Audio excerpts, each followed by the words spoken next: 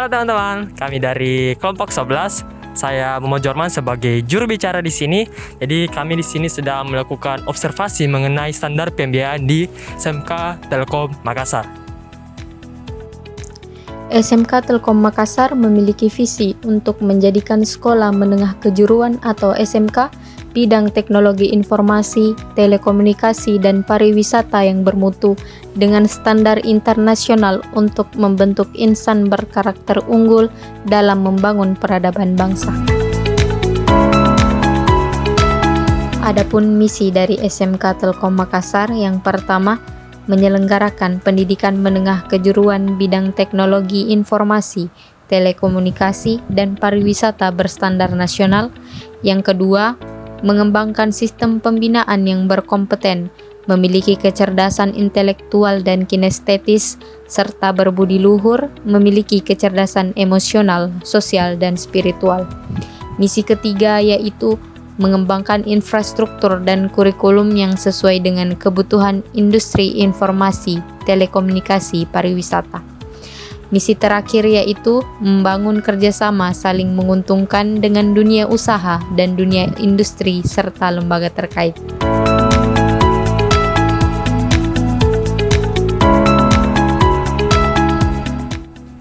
Oke, jadi kali ini saya berada di kantor SMK Telkom Makassar.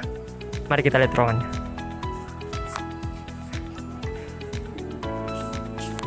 Oke. Ini adalah ini adalah kantor SMK Telkom Makassar. Ruangnya sangat nyaman untuk kita workspace di sini. Dapat kita lihat di sekelilingnya.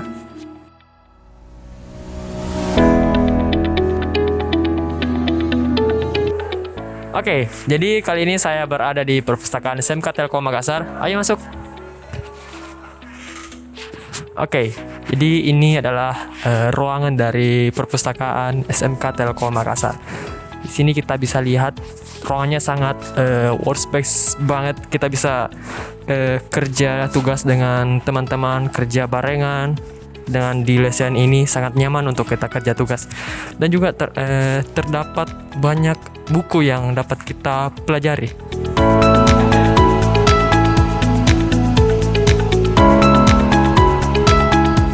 Di sini kami akan melakukan wawancara dengan Bapak Rahmat Mahmud terkait dengan standar pembiayaan di SMK Telkom Makassar. Bapak Rahmat Mahmud sendiri merupakan Wakil Kepala Sekolah Bidang Kesiswaan yang juga ikut serta dalam perencanaan RAB yang ada di SMK Telkom Makassar.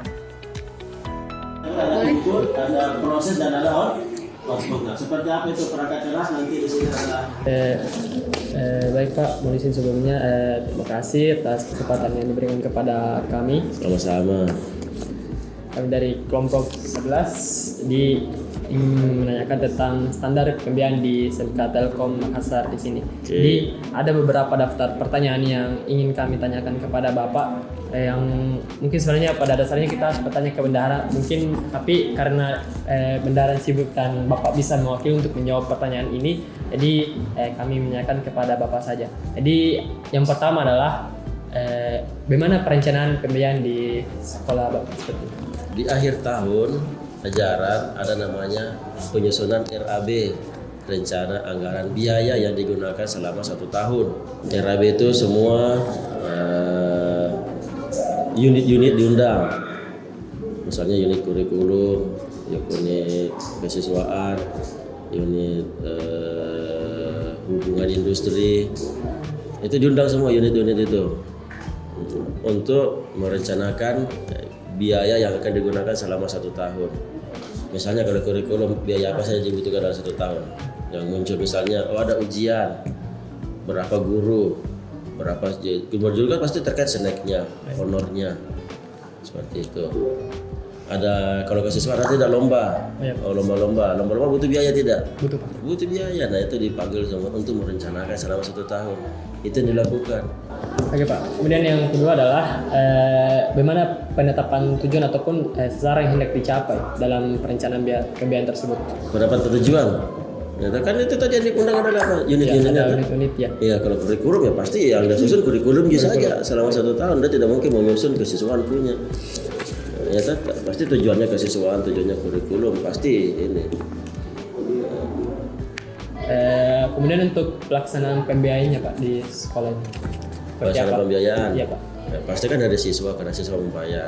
Itu pembayaran siswa di-drop semua ke yayasan. Oh, iya. Nanti kita yang mengajukan, minta untuk ke kurikulum tahun ini butuh anggaran sekian. Dan itu turunnya tidak satu kaligus. Ada namanya tahap 1, tahap 2, tahap 3 dan seterusnya. Seperti itu. Baik Pak. Kemudian penyalurannya itu seperti apa Pak? Ya? Penyaluran biayanya seperti apa? Biayanya guru mengusulkan, misalnya hari ini minggu depan saya butuh praktikum kewirausahaan, saya butuh Ardi Uno berapa 2 unit atau 3 unit itu dah. Mengusulkan di situ, tulis di situ di nota permintaan, oh butuh perangkat A, alatnya tuh ada juga bahan, ada peralatan, ada bahan, itu ditulis di situ. Nah nanti di nota permintaan itu direvisi, divalidasi oleh tim, validasi adanya tim dari untuk barangnya, apakah barang ini termasuk barang yang bisa jadi barang yang bisa diinvestasi, apa namanya itu di apa istilahnya, masukkan ke dalam daftar gitu ya, daftar inventaris. Kalau misalnya dia bahan habis tidak jadi dimasukkan kan itu kan, seperti itu dicek. Kemudian dicek lagi harga-harganya. Oke, harga ini sudah sesuai semua. Nah, kemudian anggaran yang tersedia misalnya 2 juta, dia minta 4 juta ya, nanti dia bilang 2 juta mau dulu. Seperti itu. Nah, baik Pak, dari kan yang sudah tadi Bapak jelaskan mengenai penyaluran pembiayaannya itu, kemudian dari penyaluran itu proses pembukuan dari penyalurannya itu seperti apa ya Pak? Nah, karena di sini beli Ardi Uno tuh, Iya. nah, saya beli perangkat A misalnya. Kan sebelum saya beli perangkat A itu kan pasti ada nota. Kalau saya sudah beli itu ada nota, ada pajaknya. Itu dikumpul, nota pajaknya dikumpul, di store ke bawah. Seperti itu. Jadi setiap barang yang kita beli ya pasti ada uang, kita bawa yang keluar pasti ada buktinya. Apa evidensnya biasanya? Kalau uang yang keluar apa evidensnya? Apa buktinya bahwa uang sudah keluar? Ini saya beli ini, ada beli 3 juta saya beli HP. Apa evidensnya bahwa saya beli HP? Nota. Nota. Ya nota. Bisa jadi jawab deh. Oke. Jadi setelah dari pembukaan dari pengeluaran biaya tadi Ada aplikasi pembiayaan namanya. Jadi kita input ke situ. Jadinya nota-notanya, barangnya dipoto, mana barangnya ini, oh ini barangnya, foto di-upload. Jadi untuk aplikasinya itu khusus untuk sekolah ini ya Pak? Ya? Untuk aplikasi pembukuannya itu Kenapa? khusus untuk di sekolah ini? Ya, pasti. Iya Pak. Baik Pak. Kemudian evaluasi dari pembiayaan tersebut Pak. Evaluasinya Evaluasinya? seperti apa itu? Ya misalnya kalau kita ditarget menghabiskan biaya itu misalnya 60%, anggaplah kurikulum itu ditarget menghabiskan biaya itu anggaplah 3 miliar dalam 1 tahun. Ya evaluasinya itu tadi, kalau dia menghabiskan hampir 3M berarti kan efektif penggunaannya.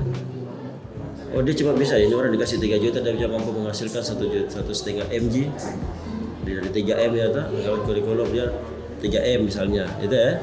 Dia cuma bisa menghabiskan 1,5 M, berarti kan apa nih? Sementara dari rencana pembiayaan yang usulkan kemarin tadi apa 3 juta deh, apa 3 miliar deh. Berarti kan tidak dievaluasikan, berarti tidak maksimal kininya. Ada mungkin yang dia rencanakan itu dia tidak gunakan ya toh, tidak maksimal. Atau mungkin ada yang dia ada yang dibutuhkan tidak tertulis, tidak ada di dalam daftar. Nah, itu evaluasinya tidak efektif. Kalau misalnya kurang dari rencana awal di Pak. Tidak efektif dan tidak efisien kan gitu toh. Iya. Nah, apalagi Kemudian Pak, pertanyaannya bagaimana pelaporan pembiayaannya Pak? maksudnya laporannya berapa? Misalnya kan tadi setelah pembukuan Pak, nah untuk dievaluasi itu mungkin apakah diadakan pertemuan lagi Pak seperti saat Audit. perencanaan? Ada namanya audit. Kita diaudit. Diaudit itu yang datang orang BPK. Ya. Bukan KPK. Kalau salah-salah KPK. Kalau masih ini ya, BPK.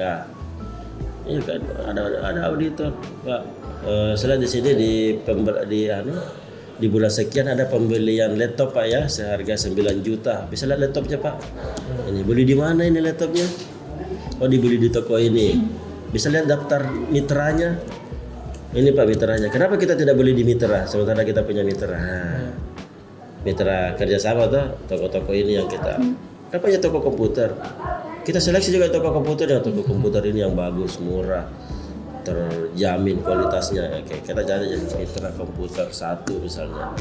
Nanti kalau kita beli di luar itu ditanya kenapa gue beli di situ, ada apa? Ya siapa tahu 9 juta, 8 juta jelas kasihkan gue, bonus 1 juta, ada perusahaan keluarga, ya tak? Oh iya. Ada mitra. Begitu maksudnya tadi deh. Begitu yang kau maksud kah? Ya. Dengan pelaporan begitu itu maksudnya? Oh iya Pak, kemudian Pak, apakah manajemen pembiayaan di sekolah ini dapat memberikan implikasi terhadap daya saing dan eksistensi sekolah? Apa itu implikasi? Mungkin Pak kayak dampaknya dengan proses dengan pengelolaan biaya yang baik, apakah memberikan dampak yang baik? Oh iya, dampaknya luar biasa. Dengan adanya biaya kita bisa praktek. Kan ada pengaruhnya itu biaya terhadap keterampilannya anak. Oh iya Pak. Ya toh? Anak misalnya mau praktek PKW misalnya Ardi Uno misalnya. Iya, dengan itu dengan adanya peralatan ya mereka jadi mengerti, paham ya toh? Keterampilannya meningkat. Coba kalau tidak ada peralatannya, teori terus, ya toh? Apalagi lomba, ya toh? Butuh biaya. Segala sesuatunya butuh biaya. Oh iya Pak, mengenai saya lihat spanduk belakang ini ada di 3 in 1. Jadi caranya itu di 3 in 1 ini kan ada pelatihan. Apa hubungannya dengan itu? Ada ya. Kemudian ada pelatihan sertifikasi dan penempatan kerja. Nah, kan ceritanya Pak kerjasama dari SMK Telkom ini dengan Kementerian Perindustrian. Nah, apakah pembiayaannya itu apakah ada penyaluran biaya ke sana atau mungkin Nggak ada. Nggak ada. Berarti Pak ini biayanya langsung dari sana. Langsung dari kementerian. Oh iya. Iya. Kementerian tinggal hitung. Satu orang itu 5 juta. Dia kira kalau ada 50 orang ya 5 juta kali 50 orang. Seperti itu. Kemudian yang terakhir Pak, apakah terdapat perencanaan pembiayaan yang khusus bertujuan untuk meningkatkan eksistensi dan daya saing? Ada. Namanya biaya promosi. Pemasaran kan? Oh iya Pak. Ya kan kita mau PPDB butuh promosi. Ya ada lah. Itu Hubin yang punya itu. Namanya biaya PPDB. Ya, butuh spanduk, butuh apa, orang butuh ke sekolah untuk promosi. Ya ada lah yang bensin, apa. Mungkin hanya itu Pak yang kami tanyakan kepada Bapak atas waktu dan Kejam gitu, kejam bisa betul? Iya Pak. Iya.